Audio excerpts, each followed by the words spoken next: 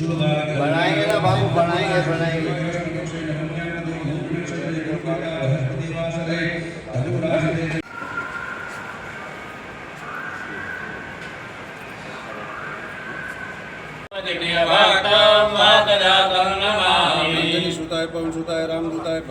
गिरनाરની છાયામાં ભવનાથ તલેટીમાં ગુરુ ગોરક્ષનાથ આશ્રમમાં અમારા સદગુરુ ભગવાન એવા ત્રિલોકનાથ બાપુની 34મી પુણ્યતિથિ નિમિત્તે આજે અહીંયા આશ્રમમાં હર વર્ષની જેમ સંત ભોજન, સંત દર્શન તેમજ રાત્રિના સંતવાણીનો કાર્યક્રમનું આયોજન.